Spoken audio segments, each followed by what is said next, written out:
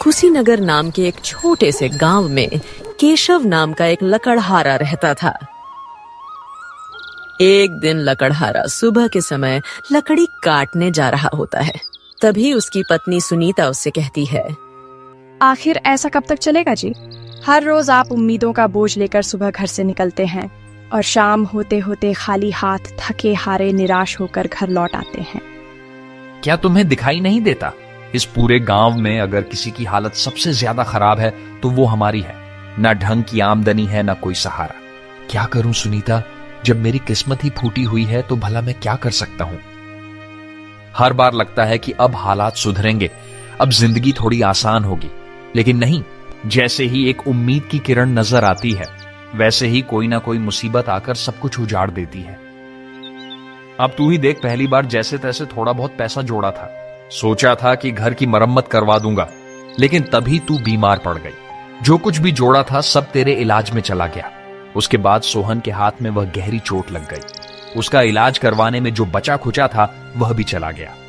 दोनों पति पत्नी आपस में बात कर ही रहे थे कि तभी उनका 8 साल का बेटा सोहन उनके पास आता है। वो अपने पिता से कहता है, पिताजी, हमारे घर में बहुत दिनों से कोई अच्छा खाना नहीं बना है। हर रोज रूखी सूखी रोटी खानी पड़ती है। हमारे घर में दूसरों की तरह अच्छा खाना क्यों नहीं बनता पिताजी? बेटा तुम चिंता मत करो, बस कुछ ही दिनों की बात है। उसके बाद हम लोग दूसरों की तरह अच्छा खाना बनाएंगे। फिर जो तेरा दिल करेगा वही खाएंगे। पिताजी, हमारे घर के बराबर में जो मोहन चाचा रहते हैं, कल उनके घर बहुत अच्छा खाना बना था। खाने की खुशबू सूंघकर मैं उसके घर चला गया, लेकिन उन्होंने मुझे देखते ही खाना छुपा दिया। अपने मासूम बेटी की बात सुनकर सुनीता रोने लगी। अपनी पत्नी की यह हालत देखकर केशव कुछ नहीं बोला और चुपचाप उदास मन से लकड़ी काटने चला गया। जंगल में पहुंचकर जैसे ही केशव लकड़ी काटने लगता है तो उसे अपने शरीर में बहुत कमजोरी महसूस होती है। वो खुद से कहने लगता है, अब तो बाजुओं में भी पहले जैसी ताकत नहीं रही। अब तो लकड़ी काटना भी मुश्किल हो जाता है, और उससे भी ज्यादा मुश्किल लकड़ियों को बेचना हो जाता है। अब घर की हालत देखी नहीं जाती। केशव यह सोच ही रहा था कि तभी उसका मित्र सुमेंद्र उसके पास आता है। तो वो केशव से कहता है, क्या बात है भाई केशव, बहुत उदास दिख रहे हो और आज तुम्हारे हाथों में पहले जैसा जोर भी नहीं दिख रहा। क्या बताऊं भाई, तुम तो जानते ही हो मैं कितनी बड़ी आर्थिक तंगी में हूं। मेहनत तो बहुत करता हूं, लेकिन किस्मत साथ नहीं देती। केशव की बात सुनकर सुमेंद्र कहता है, भाई केशव, तेरी यह हालत देखकर तरस आता है, लेकिन कोई कर भी क्या सकता है। अब तो गांव के लोग भी तेरे बारे में उल्टी सीधी बातें बनाते हैं। जब तू आज लकड़ी काट कर आ रहा था तो एक आदमी मुखिया जी से तेरे बारे में कह रहा था कि केशव को गांव से निकाल देना चाहिए, क्योंकि केशव बहुत बड़ा मनहूस है। उसकी मनहूसियत धीरे धीरे पूरे गांव में फैल रही है। उसकी वजह से कभी भी हमारा गांव बर्बाद हो सकता है। केशव ने सुमेंद्र की बात का कोई जवाब नहीं दिया। केशव को चुप देखकर सुमेंद्र वहां से चला जाता है। सुमेंद्र के जाने के बाद केशव सोचने लगता है, हे ईश्वर, आखिर मेरे साथ ही यह क्यों हो रहा है? मैंने तो कभी किसी का बुरा नहीं चाहा, कभी किसी का दिल नहीं दुखाया। फिर मेरे ही सपनों के दिए क्यों बुझ गए? मेरी उम्मीदों के चिराग एक एक करके क्यों बुझते गए? धुंध ऐसी छाई है जिंदगी में कि अब तो कोई रास्ता भी नजर नहीं आता। यह गरीबी, इसने मुझे अंदर से तोड़कर रख दिया है। इतना सोचकर केशव हिम्मत जुटाकर कुछ लकड़ियां काट लेता है और फिर उन्हें बेचने निकल जाता है। काफी देर हो जाती है, लेकिन कोई भी उसकी लकड़ी नहीं खरीदता। लगता है आज भी खाली हाथ ही लौटना पड़ेगा। सुनीता बड़ी उम्मीद से मेरी राह देख रही होगी, सोच रही होगी कि मैं कुछ खाने को जरूर लाऊंगा, पर मैं क्या करूं? हालात ही ऐसे हैं। अब तो घर लौटने का भी मन नहीं करता। उस मासूम की नजरों का सामना कैसे करूंगा? वो नन्हा बच्चा भूखा होगा, आज मैं उसे क्या जवाब दूंगा? पूरे दिन का थका हारा केशव लकड़ी का गट्ठर लेकर अपने घर चला जाता है। लकड़ी का गट्ठर घर के बाहर डालकर वो दबे पांव घर के अंदर गया। जब उसकी पत्नी ने उसे इस तरह आते देखा तो बोली, क्या बात है जी, आज आप इतने उदास क्यों हैं? केशव अपनी पत्नी की बात का कोई जवाब नहीं देता। अपने पति को वो चुपचाप देखकर कहती है, आप बोलते क्यों नहीं? आखिर क्या बात है जो आज आप इतने उदास हो? केशव की आंखों में आंसू आ गए। वो अपनी पत्नी से कहने लगा, सुनीता, अब तो सारे गांव वाले भी मेरी बुरी किस्मत का मजाक उड़ाने लगे हैं। कोई मुझे मनहूस बताता है तो कोई कुछ कहता है, और आज किसी ने लकड़ी भी नहीं खरीदी। कोई पूछने तक नहीं आया। सोचा था लकड़ी बिक जाएगी तो आज घर में कुछ अच्छा खाने के लिए लेकर आऊंगा, लेकिन सोचा हुआ कहां पूरा होता है। अब फिक्र मत करो, ईश्वर ने चाहा तो एक दिन सब ठीक हो जाएगा।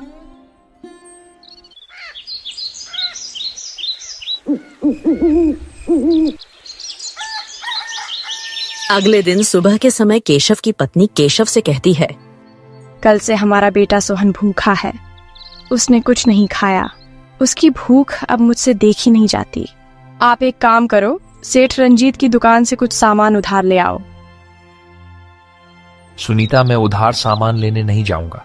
सेठ जी का पहले से ही बहुत उधार बाकी है। अब तो जाते हुए शर्म आती है। मुझे नहीं लगता कि हमारे हालात कभी सुधर सकेंगे। अगर ऐसे ही चलता रहा तो हमें यह गांव छोड़कर कहीं और जाना पड़ेगा। गांव में शायद ही कोई बचा हो जिससे मैंने उधार ना लिया हो। अब मुझ में इतनी हिम्मत नहीं बची कि किसी और से कुछ मांग सकूं।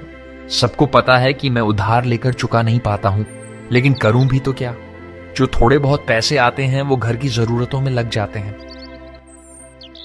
तुम ठीक कहते हो। पता नहीं ईश्वर हमें किस बात की सजा दे रहा है। अब तो घर से बाहर निकलते भी शर्म आती है। लेकिन पता नहीं क्यों मुझे ऐसा लगता है जैसे एक रोज हमारी मुसीबत भरे दिन जरूर बदल जाएंगे। सुनीता, यह बात तो मैं पिछले कई वर्षों से सुन रहा हूं, लेकिन आज तक वो दिन नहीं आया जब हमें इस गरीबी से राहत मिली हो।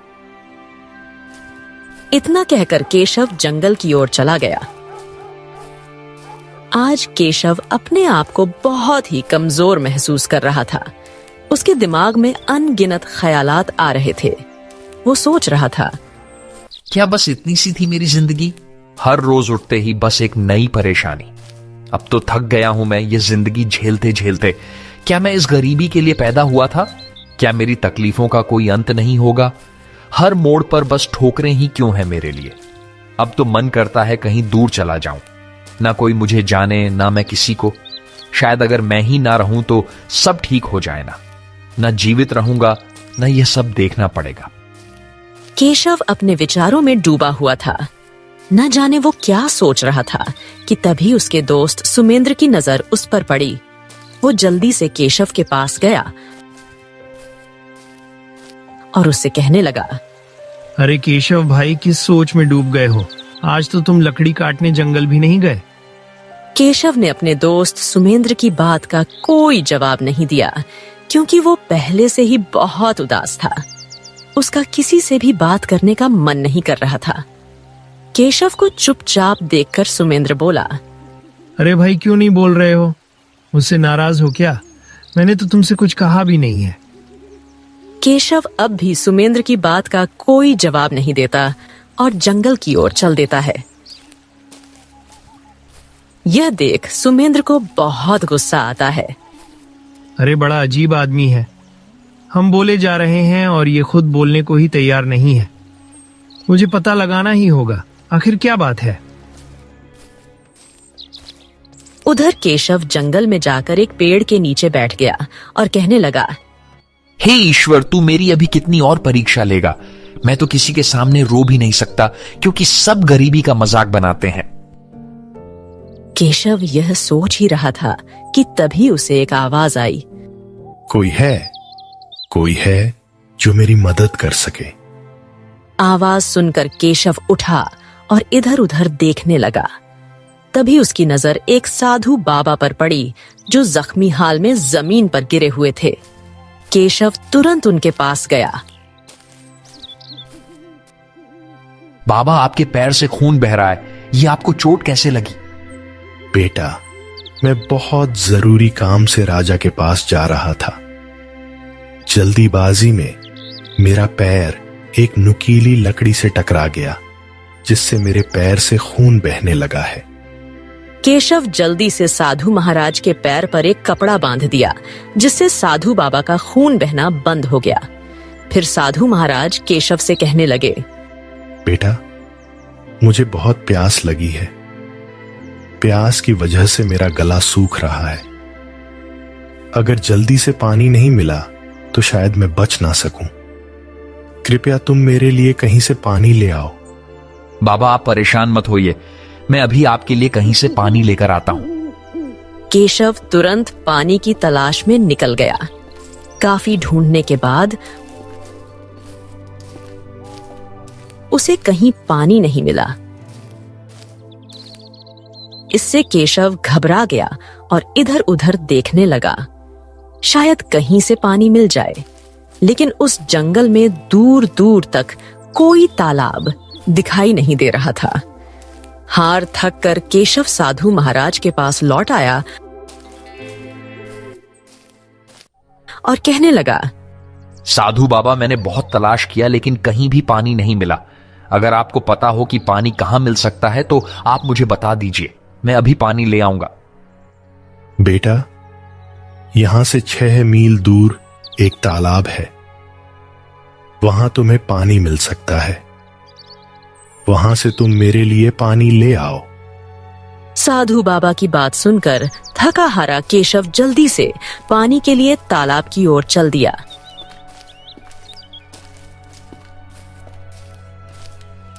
काफी देर चलने के बाद केशव तालाब के पास पहुंच गया। जैसे ही केशव ने पानी भरने के लिए बर्तन तालाब में डाला, अचानक तालाब में एक शैतान प्रकट हो गया। शैतान को देखकर केशव बुरी तरह से डर गया। फिर शैतान केशव से बोला, ए इंसान, तेरी हिम्मत कैसे हुई इस तालाब से पानी लेने की? क्या तुझे नहीं पता कि इस तालाब से कोई पानी नहीं ले सकता? अगर तुझे इस तालाब से पानी चाहिए तो मेरी एक पहेली का उत्तर देना होगा। अगर उत्तर गलत दिया तो इसी तालाब में डूबा कर मैं तुझे मार दूंगा। लेकिन एक और रास्ता है जिससे मैं तेरी जान बख्श सकता हूँ, और वो है कि तू बिना पानी लिए यहाँ से चला जा। शैतान की बात सुनकर केशव गहरी सोच में डूब गया। वो सोचने लगा, मैं यहां से पानी लिए बिना नहीं जा सकता। मैंने साधु महाराज को पानी ले जाने का वचन दिया है और मैं अपने वचन को नहीं तोड़ूंगा, चाहे मेरी जान ही क्यों ना चली जाए। इतना सोचकर केशव शैतान से बोलता है कि मैं तुम्हारी पहेली का जवाब देने के लिए तैयार हूँ। बताओ, क्या है तुम्हारी पहेली? मेरी पहेली ये है कि बिना पैरों के चलती जाए, ना थके न रुके, बस बहती जाए, राह बनाती मगर राह की मोहताज नहीं। बताओ क्या है वो जो दिखे पर पकड़ में आए नहीं। शैतान की बात सुनकर केशव सोच में डूब गया। बिना पैरों के चलती जाए, ना थके ना रुके, बहती जाए, राह बनाती मगर राह की मोहताज नहीं, ऐसी क्या चीज हो सकती है? काफी देर सोचने के बाद केशव शैतान से कहता है, तुम्हारी पहेली का जवाब है पानी। पानी ही वह चीज है जो बिना पैरों के चलता है, न थकता है और ना ही रुकता, बस बहता रहता है। पानी अपनी राह खुद बना लेता है, वो किसी का मोहताज नहीं होता है। केशव का सही जवाब सुनकर शैतान हैरान रह गया। शैतान सोच रहा था कि केशव उसकी पहेली का जवाब नहीं दे पाएगा और फिर वो उसे खा जाएगा। लेकिन केशव ने बड़ी ही चतुराई से शैतान के सवाल का सही जवाब दे दिया। इससे शैतान को बहुत गुस्सा आया, लेकिन वो केशव से कुछ नहीं कह सका। फिर वो केशव से बोला, बहुत खूब, तुमने मेरे सवाल का बिल्कुल सही जवाब दिया है। तुम पहले इंसान हो जिसने मेरे सवाल का सही जवाब दिया है। अब तुम जितना पानी चाहो उतना पानी ले जा सकते हो। केशव ने जल्दी से अपना बर्तन पानी से भर लिया और तेजी से साधु महाराज की ओर लौट पड़ा।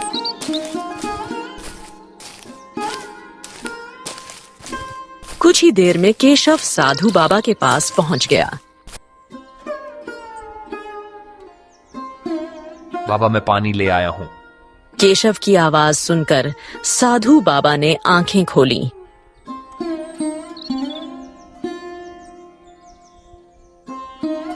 केशव ने उन्हें पानी पिलाया।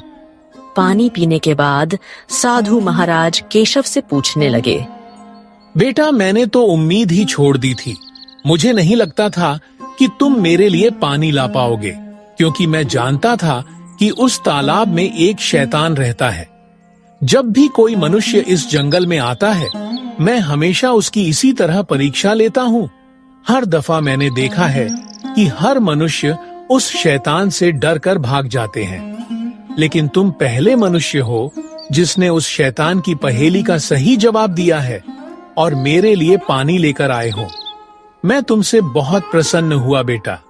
तुम अपने वादे के पक्के हो? इतना कहकर साधु बाबा ने कुछ मंत्र पढ़े,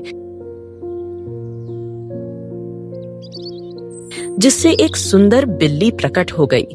फिर साधु बाबा केशव से कहने लगे, तुमने अपनी परीक्षा पास होकर मुझे पानी पिलाया, इसीलिए मैं तुम्हें यह बिल्ली देना चाहता हूँ। साधु महाराज, मैं इस बिल्ली का क्या करूंगा? यह बिल्ली कोई साधारण बिल्ली नहीं, यह बहुत ही भाग्यशाली है। इसे अपने घर ले जा और अपनी बेटी की तरह पाल। यह बिल्ली तेरी किस्मत बदल देगा। मैं जानता हूँ तू सबसे ज्यादा अपनी किस्मत से परेशान है, वरना तेरे अंदर तो कोई कमी नहीं है। तू मेहनती है, ईमानदार है, ना तुझ में लालच है, ना किसी का बुरा करने का भाव। तू तो वो है जो दूसरों की मदद करता है, चाहे खुद कितनी ही मुश्किल क्यों ना हो। यह बिल्ली तेरे जीवन की दिशा बदल देगा। अब तू यहाँ से जा, तेरी पत्नी तेरा इंतजार कर रही होगी। साधु महाराज के कहने पर केशव उस बिल्ली को अपने घर ले जाता है। जब उसकी पत्नी बिल्ली को देखती है तो वह केशव से कहती है, आप ये बिल्ली कहाँ से ले आए जी? अपनी पत्नी के पूछने पर केशव सुनीता को सारी बात बता देता है। यह आपने क्या किया जी? आप इस बिल्ली को क्यों ले आए? हमारे घर में तो पहले से ही खाने के लाले पड़े हुए हैं और अब आप इस बिल्ली को भी ले आए। साधु महाराज को अगर कुछ देना ही था तो धन देते, जिससे हमारी मुश्किल घड़ी थोड़ी आसान होती। इस बिल्ली से तो हमारी मुश्किल और बढ़ गई है। सुनीता, ऐसा ना कहो। साधु महाराज ने कुछ सोच समझ कर ही यह बिल्ली मुझे दिया होगा। उन्हें भी तो हमारी गरीबी के बारे में अच्छी तरह से पता है। दोनों पति पत्नी आपस में बात कर ही रहे थे कि तभी वहां उनका बेटा सोहन आ जाता है।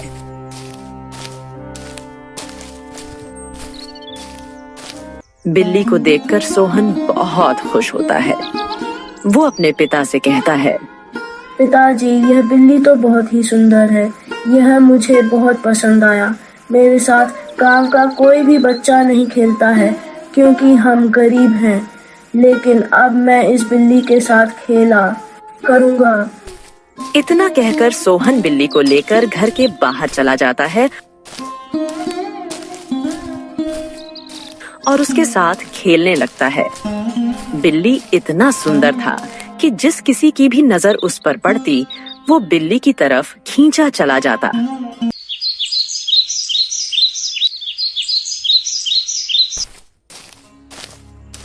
अगले दिन जब केशव लकड़ी काटने जा रहा होता है, तभी एक गांव का मुखिया केशव के घर जाता है। मुखिया को पहली बार अपने घर आते देख केशव मुखिया से कहता है, मुखिया जी, आज मेरे घर में कैसे आना हुआ? वो गरीब के पास ऐसा क्या है जो आप मेरे पास चलते चलते आए? आज से पहले तो आप मेरे घर कभी नहीं आए। तू सही कह रहा है केशव, मुझे तुझ जैसे भिखारी के घर में आने का कोई शौक नहीं है। कल मैंने तेरे बेटे को एक सुंदर बिल्ली के साथ खेलते देखा था। बस मैं उसी बिल्ली की वजह से ही तेरे पास आया हूँ। मैं वो सुंदर बिल्ली खरीदना चाहता हूँ। मुखिया जी की बात सुनकर केशव कहता है, माफ कीजिए मुखिया जी, मैं बिल्ली नहीं बेच सकता। देख लो केशव, मैं तुम्हें उस बिल्ली की अच्छी कीमत दूंगा। आप चाहे उसकी कितनी भी कीमत दें, लेकिन मैं बिल्ली नहीं बेचूंगा। केशव की बात सुनकर मुखिया को गुस्सा आ गया, लेकिन वो हरि ओम से कुछ न कह सका और चुपचाप अपने घर चला गया।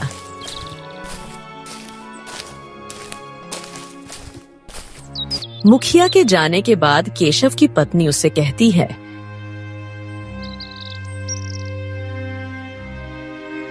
ये आपने क्या किया जी? आखिर आप इस बिल्ली का क्या करोगे? आपको ये बिल्ली मुखिया जी को बेच देना चाहिए था।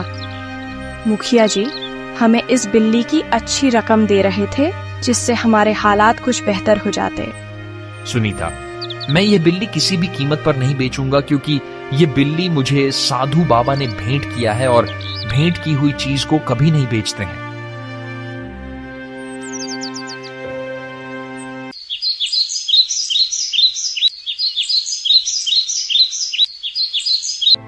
कुछ दिन इसी तरह बीत गए। अब सुनीता भी बिल्ली से प्रेम करने लगी थी।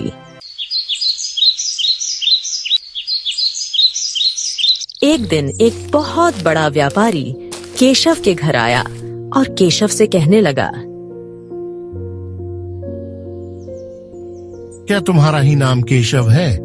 जी हाँ, मेरा ही नाम केशव है। बताइए क्या काम था? मुझे तुम्हारा वो सुंदर बिल्ली खरीदना है। वो मुझे बहुत ही अच्छा लगा। तुम जितना चाहो उतनी कीमत देने के लिए तैयार हूँ मैं उस बिल्ली की। मुझे धन से कोई प्रेम नहीं है।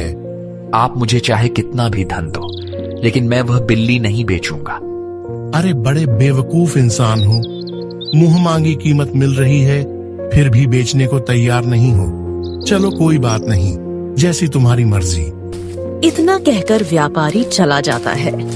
व्यापारी के जाने के बाद केशव की पत्नी गुस्से में अपने पति से कहती है, जब से यह बिल्ली हमारे घर में आया है, हमें इससे कोई फायदा नहीं हुआ है, बल्कि इसकी वजह से हमारे घर का खर्च और बढ़ गया है।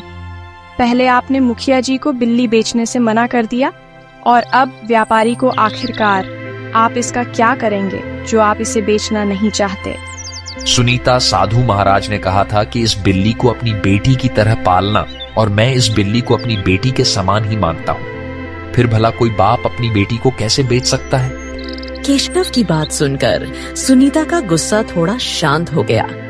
जिस राज्य में हरि ओम रहता था, उस राज्य का राजा सोमनाथ बहुत ही दयालु था, लेकिन कुछ समय से राजा गहरे दुख में डूबा हुआ था।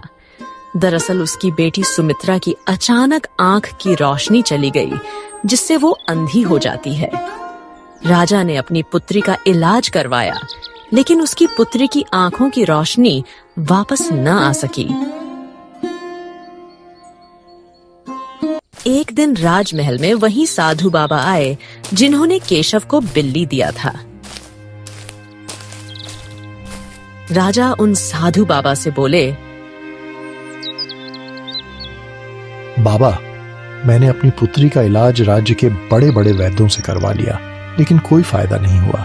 उसकी आंखों की रोशनी वापस नहीं आई।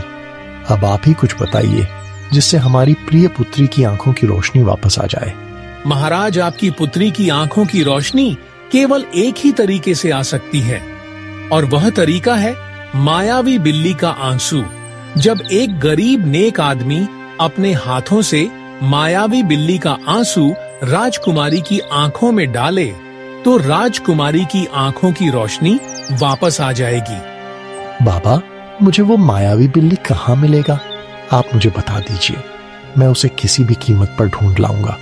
और रही बात गरीब आदमी की, तो हमारे राज्य में गरीबों की कोई कमी नहीं है। महाराज, याद रहे, केवल वही गरीब आदमी राजकुमारी की आंखों में बिल्ली का आंसू डाल सकता है जो ईमानदार और नेक दिल हो, जिसके अंदर जरा सा भी लालच ना हो। अच्छा, तो वो बिल्ली मुझे कहाँ मिलेगी? वो बिल्ली आपके ही राज्य के एक छोटे से गांव अमरपुर में एक गरीब ईमानदार लकड़हारे के पास है, जिसका नाम केशव है। साधु बाबा की बात सुनकर राजा कुछ सिपाहियों के साथ तुरंत अमरपुर गांव की ओर रवाना हो गए। कुछ ही देर में वह अमरपुर गांव में पहुंच गए। जब गांव के मुखिया को मालूम हुआ कि राजा सोमनाथ गांव में आए हुए हैं, तो वह राजा के पास दौड़ा दौड़ा गया और राजा से कहने लगा, हमारे तो गांव के भाग्य खुल गए महाराज कि आप हमारे गांव में पधारे हैं। मुखिया जी, अभी मैं किसी भी प्रकार की बात नहीं करना चाहता। आप मुझे बस इतना बता दीजिए कि केशव लकड़हारे का घर कहाँ पर है जिसके पास एक बिल्ली है। महाराज, मैं अभी आपको केशव लकड़हारे के घर ले चलता हूँ। मुखिया राजा को लेकर केशव के पास पहुंच गया। राजा को अपने घर पर देखकर हरिओम हैरान रह गया। राजा केशव से बोला, क्या तुम्हारे पास कोई बिल्ली है? हाँ महाराज, मेरे पास एक बिल्ली है। वह बिल्ली मेरे लिए बहुत ही प्रिय है। मैं उसे अपनी बेटी की तरह मानता हूँ। केशव, मुझे वो बिल्ली चाहिए। बताओ तुम्हें कितनी कीमत चाहिए उस बिल्ली की? महाराज क्षमा कीजिए, मैं उस बिल्ली को बेचना नहीं चाहता। महाराज, इसकी निडरता तो देखो, ये आपको बिल्ली देने से मना कर रहा है। केशव, मुझे उस बिल्ली की बहुत जरूरत है। मैं तुम्हें उस बिल्ली के बदले इतना धन दूंगा कि तुमसे पूरे जीवन में खत्म नहीं होगा। महाराज, मुझे धन से कोई प्रेम नहीं है।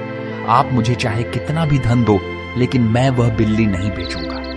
अगर तुम मुझे बिल्ली दे दो तो मैं तुम्हें अपना आधा राज्य दे दूंगा। नहीं महाराज, अगर आप मुझे पूरा राज्य भी दे दो तो भी मैं उस बिल्ली को आपको नहीं दूंगा। केशव की बात सुनकर राजा को बहुत गुस्सा आया।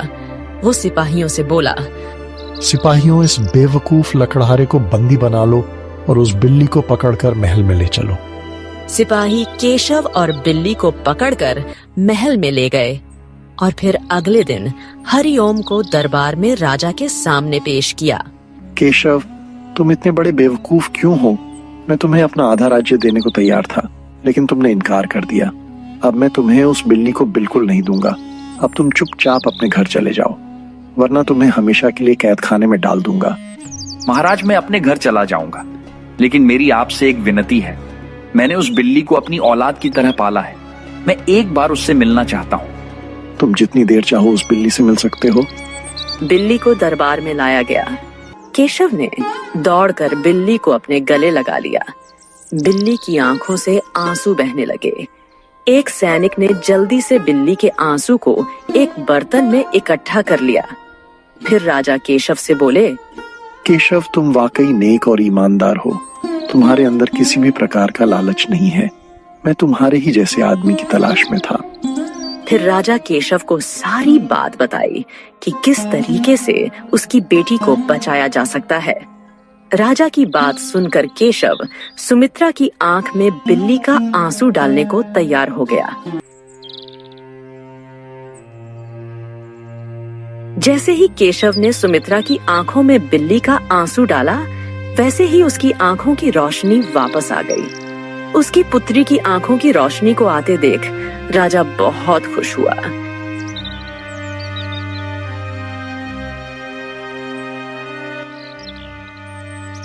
केशव, तुम्हारी वजह से ही सुमित्रा की आंखों की रोशनी वापस आई है। हम तुम्हारा यह एहसान जीवन भर नहीं भूलेंगे। आज से तुम्हें इस राज्य का मंत्री बनाया जाता है। मुझे तुम्हारे जैसे ही नेक और ईमानदार इंसान की जरूरत थी, जिसके अंदर जरा सा भी लालच ना हो। राजा केशव को मंत्री पद पर नियुक्त कर देता है। उसके बाद राजा केशव को खूब सारा धन देता है, जिससे केशव की गरीबी हमेशा के लिए दूर हो जाती है और फिर केशव अपने परिवार के साथ राजमहल में रहने लगता है।